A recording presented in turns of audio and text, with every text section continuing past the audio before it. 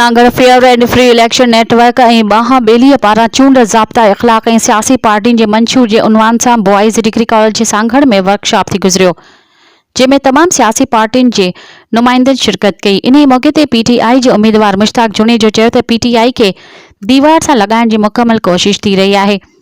असांजे लाइ रस्ता रोक आहे, उन हूंदे बि असां इलेक्शन विढ़ण लाइ तयार आहियूं। असांजो मंशूर तालीम, सिहत, बेरोज़गारी ऐं महांगाई ख़त्म करणु, अवाम खे रोज़गार मुहैया करणु आहे। क़ौमी तक सांगड़ NA 209 जे उम्मीदवार हमीदा शाह चयो त चूंड ज़ाब्तनि जी भञ कड़ी कई पई वञे, केरु पुछण वारो कोन्हे। RODRO सभु हिकु पार्टी लाइ कमु करे रहिया आहिनि, जॾहिं त PS 40 तक ते STP जे उम्मीदवार जब्बार जुनेजो चयो त असांजो मंशूर आहे त स्कूल जा बिल्डिंग न पर तदरीसी अमल ऐं मास्तर बि मुक़ररु कया वञनि, अस्पतालुनि में इलाज जूं सहूलियतूं फराहम कयूं वञनि। पाणी जे कुदरती रस्तनि तां कब्ज़ा हटाए सिंध खे ॿोॾि जी तबाहियुनि खां बचाइणु आहे। रांदियुनि लाइ ग्राउंड ऐं पार्क ॾियणु आहे। नौजवान लसनि लाइ हुनरी इदारा यूनियन सतह ताईं क़ाइमु करण सां गॾोगॾु नशे आवर शयुनि जो ख़ात्मो आहे जो असांजो नस्ल तबाही ॾांहुं वञी रहिया आहिनि। उन नस्लनि खे बचाइणु आहे। पर PS 40 सांगड़ तक जे आज़ाद उम्मीदवार सरदार मोहम्मद अली लगारी चयो त मां आज़ाद उम्मीदवार तौरु PS 40 ते उम्मीदवार आहियां। इलेक्शन कमीशन पारां जारी कयल ज़ाब्तनि ते मुकमल तौरु कमु करे रहियो आहियां। पाकिस्तान पीपल्स पार्टी जे तर्जुमान बिस्मिल्लाह शर ख़िताब कंदे चयो आहे त पाकिस्तान पीपल्स पार्टी कॾहिं बि ज़ाब्ता इख़लाक़ जी भञकड़ी न कंदी आहे।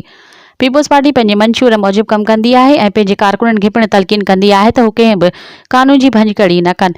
इहा सबबु आहे जो पीपल्स पार्टी जी कंहिं बि वर्कर कॾहिं बि ज़ाब्तनि जी भञकड़ी न आहे कई। ग्रैंड डेमोक्रेटिक अलायंस जे तर्जुमान अली हसन निज़ामानी ख़िताब कंदे चयो त पीपल्स पार्टी लाइ इंतिज़ामिया रस्ता हमवार करे रही आहे। उन्हनि जा उम्मीदवार ॾींहुं राति ज़ाब्ता इख़लाक़ जी भञकड़ी करे रहिया आहिनि, को पुछण वारो न आहे। जॾहिं उनखां अमीर बख्श बड़ी इलेक्शन ज़ाब्ता इख़लाक़ जे हवाले सां ॻाल्हाईंदे चयो त सभिनी सियासी पार्टियुनि खे इलेक्शन कमीशन पारां जारी कयल हिदायतुनि ते अमल करण जी सख़्त ज़रूरत आहे त जीअं चूंडूं साफ़ शफ़ाफ़ पुरअमन तरीक़े सां थियनि। असां सभु पाणे में आहियूं, उन करे इलेक्शन खे सिर्फ़ु इलेक्शन सम्झियो वञे। जो त तक़रीब में महाबेली जे CEO असलम मीर भाई पिणु इलेक्शन जे हवाले सां तफ़सीली ब्रीफिंग ॾींदे फ़ाफ़ेन बाबति पिणु ॿुधायो त फ़ाफ़ेन हिकु समाजी इदारो आहे जंहिंसां 500 मुख़्तलिफ़ तंज़ीमूं गॾु आहिनि। फ़ाफ़ेन साफ़ शफ़ाफ़ पुरअमन इलेक्शन जे हवाले सां पंहिंजूं तजवीज़ूं ॾींदी आहे। जो त तक़रीब खे ह्यूमन राइट्स जे सूबाई सदर ग़ुलाम क़ादिर उनड़, अज़ीज़ुल्लाह बुर्दी, रोज़ेना मक़सूद, असलम मेमण, मोहम्मद हसन लांडर, मजीद राहमू समेत ॿियनि पिणु ख़िताब कयो। इन मौक़े ते समेत सियासी समाजी तंज़ीमुनि जा अॻवान ऐं आम माण्हू पिणु मौजूदु हुआ।